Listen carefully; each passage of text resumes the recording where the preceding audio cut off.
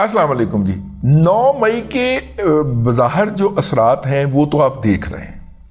2 اثرات ہوئے ہیں, ایک سیاسی اور ایک عسکری. وہ نتائج سامنے آ چکے ہیں. اگر کسی کو نظر نہیں آتا تو وہ جا کے بھینس چرائے, وہ جا کے اپنی بھینس چرائے. اگر کسی کو یہ نظر نہیں آ رہا, آج ہم اس کے اوپر نظر ڈالیں گے اس پروگرام کے اندر کہ 9 مئی سے پہلے سیاسی طور پہ کیا صورتحال اور مذاکرات جاری تھے اور 9 مئی کے بعد کی صورتحال کیا ہوئی ہے. ٹھیک ہے, 9 مئی سے پہلے کی صورتحال یہ تھی کہ جناب عمران خان صاحب جو تھے وہ اقتدار سے نکل چکے ہوئے تھے, اور عمران خان صاحب جو تھے ان کے لیے ادارے کے اندر سے سپورٹ موجود تھی. عمران خان صاحب کے اوپر سخت ہاتھ نہیں ڈالا جا رہا تھا. عمران خان صاحب کو پکڑنے کی اجازت نہیں دیتے تھے. ان کو پکڑنے کی کوشش کرتے تھے تو نظام اندر سے عمران خان صاحب کو جاسوسی کر دیا کرتا تھا. عمران خان صاحب جو تھے اس کے اوپر ایک ویڈیو بنا کے ولاگ کر دیا کرتے تھے کہ مجھے پکڑ لیا جائے گا, اور حکومت جو ہے وہ بیک فوٹ پہ چلا جایا کرتی تھی. یہ تماشا ہو رہا تھا. اس کے بعد پھر یہ بھی کسی جگہ کے اوپر سوچا جا رہا تھا کہ عمران خان تو اکثریت کے بہت بڑے, اکثریت کے براق کے اوپر بیٹھ گئے, نعوذ باللہ, لیکن اکثریت کے بہت بڑے پروں والے گھوڑے پہ بیٹھ گئے, ایسے کہہ دیتے ہیں. اکثریت کے پروں والے گھوڑے پہ بیٹھے ہوئے ہیں تو وہ تو آفاق کے اندر جا کے ان کی پرواز اترے گی. یہ تو سارے کیڑے مکوڑے زمین کے اوپر ہی رہ جائیں گے. اور یہ جب کرتے تھے تو پھر اگلے سیٹ اپ کے اندر عمران خان کا رول ڈسکس ہو رہا ہوتا تھا کہ وہ کیسے کریں گے, کیسے اس کے اندر اگر وہ آ جاتے ہیں تو ان کے ساتھ اسٹیبلشمنٹ کیسے چلے گی, انتظامیہ کیسے چلے گی, عدلیہ کیسے چلے گی. یہ سارا کچھ ڈسکس ہونا شروع ہو جاتا تھا. تو اگلے سیٹ اپ کے اندر عمران خان صاحب کا ایک کردار تھا جو کہ زیر بحث آتا تھا اور ڈسکس کیا جاتا تھا. یہ تو ہو گیا اس کا سیاسی پہلو.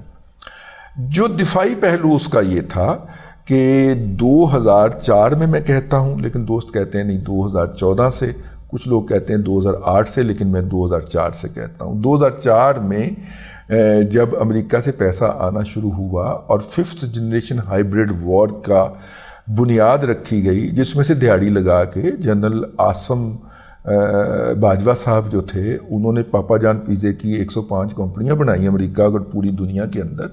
یہ پیسہ بیسیکلی 5th جنریشن ہائیبرڈ وار کا پیسہ تھا. اس کے تحت مختلف ٹی وی چینلز بھی لانچ ہوئے. ہو سکتا ہے ایسے بھی کسی ٹی وی پروجیکٹ کے تحت لانچ کیے گئے ٹی وی چینل میں کام کیا ہو, اور جب ہم ان کے معیار پہ پوترے نہ اترے ہوں تو نکال دیے گئے ہوں. ہو سکتا اور ہوا. ٹھیک ہے, یہ ٹی وی چینلز لانچ ہو رہے تھے, یہ میڈیا ہاؤسز بنائے جا رہے تھے, ان کو باہر سے آنے والا پیسہ بانٹا جا رہا تھا. عاصم باجوہ صاحب زیادہ حصہ اپنی جیب میں, باقیوں نے کچھ آگے بھی کیا. 2008 میں یہ سلسلہ بند ہو گیا. اس کے بعد پاکستان, حکومت پاکستان کی سنگی پہ 9 رکھ کے جناب انہوں نے پیسہ لیا اور یہ پروجیکٹ جاری رہا. اس پروجیکٹ کے تحت یہ مجھے ایک لیفٹیننٹ جنرل لیول کے افسر نے بتایا کہ ہم تو کاکول سے پڑھانا شروع کر دیتے تھے اس کو کہ جناب نواز شریف غدار ہے, کرپٹ ہے, چور ہے, زرداری غدار ہے, کرپٹ ہے, چور ہے, اور آلٹرنیٹو کیا ہے؟ آلٹرنیٹو جو ہے وہ عمران خان ہے, اور عمران خان جو ہے اس کے اوپر, اب آپ یاد کریں عمران خان کے اوپر کرپشن کا کوئی الزام نہیں ہے. یہ یاد کریں نا, جو اس کی لانچنگ کے دوران جو میڈیا کمپین چل رہی تھی, پرسپشن بلڈنگ کمپین چلائی جا رہی تھی, اس نے کوئی کرپشن کیا ہے؟ وہ کرپٹ تو نہیں ہے نا بھائی. بچے کو رٹایا گیا. آپ اندازہ کریں کہ وہاں پہ جو ینگ انٹر کرنے کے بعد بچہ آیا ہے, 4 سال اس نے وہاں پہ رہنا, 5 سال, اور 5 سال کے بعد جب وہ جا کے جوائن کر رہا ہے تو 5 سال مختلف گروپ ڈسکشنز کے ذریعے ٹیچر کلاس میں کھڑے ہو کے اس کی ذہن سازی کرتے جا رہے ہیں. تو ہمارے ایک سوشل میڈیائی فرینڈ ہیں عارف شہزاد صاحب, وہ فرماتے ہیں کہ 5 مختلف ذریعوں سے ایک انفارمیشن کی انڈورسمنٹ آ جائے تو اگر وہ غلط بھی ہو تو انسان اس کو حقیقت سمجھنا شروع کر دیتا ہے. اور انہوں نے اس کی مثال اس میں یہ دی ہے کہ ایک حافظ صاحب جو تھے وہ بکری کا بچہ اٹھا کے جا رہے تھے, تو ٹھگوں نے پروگرام بنایا کہ حافظ صاحب نے ٹھگنا ہے. تو ایک حافظ صاحب نے کیا کہ حافظ اب بکری کا بچہ پیارا لگتا ہے, میمنا جو ہوتا ہے وہ بڑا پیارا لگتا ہے, بچے کا دل کرتا ہے, وہ جو معصوم حرکتیں کر رہا ہوتا ہے اس کی بنیاد پہ اس کو اٹھا کے پیار کیا جائے. بچے اکثر اس کو پیار کرتے ہیں. تو حافظ صاحب نماز پڑھ کے نکلے اور بکری کا بچہ اٹھا لیا اپنا اور چل پڑے. تو پہلے ٹھگ نے کہا حافظ صاحب کتے کا بچہ کتنے لے جا رہے؟ حافظ صاحب نے کہا نہ ہوا بکری کا بچہ. وہ لنگ گیا اگے. دوسرا ملا حافظ صاحب السلام علیکم کتی کا بچہ کتنے لے کے جا رہے؟ انہوں نے کہا نہیں یہ بکری کا بچہ. حافظ صاحب مٹھے پہ گئے. تیسرا بندہ ملا. تیسرے بندے نے کہا کتی کا بچہ کتنے لے کے جا رہے ہو؟ اب حافظ صاحب سوچ میں پڑ گئے کہ یار ہو سکتا ہے یہ بکری کا بچہ نہ ہو کتی کا بچہ نہ ہو. جب چوتھے نے بھی یہ کہا نا تو حافظ صاحب نے ادھر ادھر دیکھا پھر ٹر پہ. جب پانچویں نے آگے کہا نا پانچوں ٹھگ تھے اور انہوں نے حافظ صاحب کو لوٹنا تھا. اس نے کہا حافظ صاحب کتی سے بچہ کتنے لے گیا؟ حافظ صاحب نے انج کر کے وہ جب بچہ سی نا وہ زمین پہ پھینکا اور جناب آگے کو دوڑ لگا دی کہ یار یہ میں کیا کر رہا تھا. اینڈ آفٹر بلیونگ کہ یہ بکری کا بچہ نہیں کتی کا بچہ تھا. ٹھیک ہے. تو یہ اس فارمولے کے تحت یہ نفسیات پڑھی لکھی اسٹریٹجی تھیری نفسیات کے اندر ہے.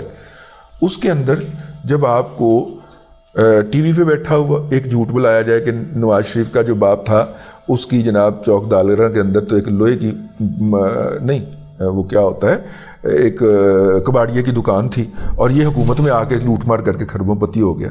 یہ بات جب آپ کو میڈیا کے اوپر بیٹھ کے کوئی بتائے گا. زرداری جو ہے وہ ٹکٹیں بلیک کرتا تھا اور حکومت میں آ کے جو ہے وہ کھرب پتی ہو گیا. زرداری کا باپ حاکم علی زرداری جو ہے ٹھیک ہے اپنی حرکتوں کی وجہ سے وہ جم خانہ کراچی میں سے نکالے جاتے تھے کئی دفعہ لیکن وہ اس وقت اربوں پتی تھے.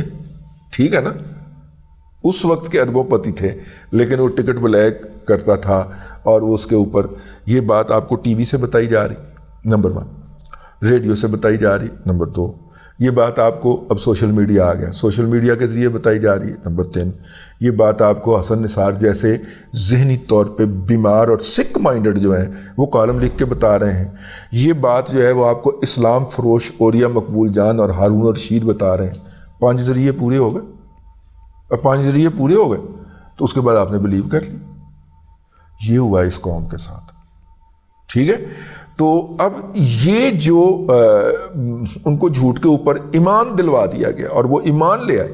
اب جب آپ ان سے ان کا یہ جھوٹ چھیننے کی کوشش کرتے ہیں تو وہ آگے سے خو کر کے پڑھتے ہیں آپ کاٹنے کو دوڑتے ہیں کیونکہ انہوں نے باقاعدہ بلیو کر لیا ہوا اس پہ ایمان لے آئے ہوئے ہیں. تو بھائی جان یہ اس کا اب اسی طرح کاکول سے بھی جو گریجویٹ ہو کے نکلے اب بھی ماشاءاللہ جو 2004 میں گریجویٹ کیے ہوں گے اب ان میں سے کرنل بریگیڈیئر تو بن ہی گئے ہوں گے. اب وہ آگے سے کاٹنے کو دوڑتے تھے 9 مئی سے پہلے لیکن پھر 9 مئی ہو گئی. 9 مئی کے اندر وہ جو اس خواب میں تھے وہ جو سویا ہوا محل تھا اس کا سپنا ٹوٹ گیا. یہ تو ہمیں بھی کاٹ لیتے ہیں ہم نے تو ان کو پالا تھا دوسروں کو کاٹنے کے لیے یہ ہم ہی پڑ گئے. یہ تاثر گیا ہے اور ٹوٹل ریسیٹ وہ شوارزنگر کی جو فلم تھی ٹوٹل ریکال ہے وہ جو ہے اس کا ایک ٹوٹل ریسیٹ نیا ورژن آیا. ٹوٹل ریسیٹ ہوگا اور ٹوٹل ریسیٹ کے اندر اب عمران احمد خان نیازی صاحب کا کوئی کردار سیاست کے اندر نہیں ہوگا. آپ اس کو غلط کہیں آپ اس کو سچ کہیں آپ اس کو جھوٹ سمجھیں یہ آپ کا پریروگیٹو ہے لیکن حقیقت یہی ہے کہ اگلے پولیٹیکل فیوچر کے اندر عمران خان کا وہ رول جو 9 مئی سے پہلے ڈسکس ہوتا تھا کہ اس کو کیسے اکاموڈیٹ کرنا ہے اس رول کے اوپر لائن پھیر دی گئی. ٹھیک ہو گیا پہلی بات. دوسری بات کہ وہ جن اداروں کے اندر وہ واحد دیوتا کے طور پہ پڑھایا گیا اور واحد ایمان کرپشن کا الزام تو نہیں ہے نا اس کے اوپر یہ رٹایا گیا ان کو بھی یہ فکر پڑ گئی کہ کل کو اگر میں شہید ہو جاتا ہوں کسی کے اوپر اور میرے گھر کے سامنے سے گزرنے والی سڑک جو ہے وہ میرے نام پہ لگ جاتی ہے. ٹھیک ہے. تو یہ کچھ شر پسند اٹھیں گے اور آ کے میرے بوڑھے والدین کے سامنے میرے گھر کے سامنے وہ جو لگی ہوگی پھٹی اس کو توڑ کے جائیں گے. ٹھیک ہے. اس کو آگ لگا کے جائیں گے. یہ بات بھی یہ وہاں تک پہنچ گئی اور جو سپنا تھا یہ دیکھیے اگرچہ ماننے کو اب بھی اندروں دلوں تیار نہیں کی لیکن وہ جو سپنا ٹوٹا ہے نا اس سے وہ ایک خلجان میں ضرور مبتلا ہوا ہے. تو وہاں پہ بھی جو محبتیں تھیں جو واری جانے کی کوششیں تھیں جو آرتیاں اتاری جاتی تھیں روزانہ تصویر رکھ کے اور جناب سوشل میڈیا کے اوپر آ کے عمران خان کی حمایت کے اندر گالیاں بکی جاتی تھیں لوگوں کی ماؤں بہنوں کو، اس کے اندر بھی کمی آتی جا رہی ہے۔ اگرچہ عمران احمد خان نیازی صاحب جو ہیں ان کے جو پالتو ہیں، مطلب کہ اب میں کیا کہوں، سوشل میڈیا کے اوپر بول ہے کہ یار جہاں پہ ذہنی پستی کا اور غلامی کا یہ حال ہو جائے کہ بچے کہنا شروع کر دیں کہ میری ماں سے شادی کر لیں، میرے باپ کو کوئی اعتراض نہیں ہے، اس کے بعد کوئی بات بچتی ہے۔ تو بہرحال مائنڈ سیٹ یہاں تک غلاظت سے بھر دیا گیا اور غلاظت اس طرح اس میں ٹھونس دی گئی کہ اب اس غلاظت کو باہر نکلنے کے اندر کافی سارے مسائل کا سامنا کرنا پڑے گا۔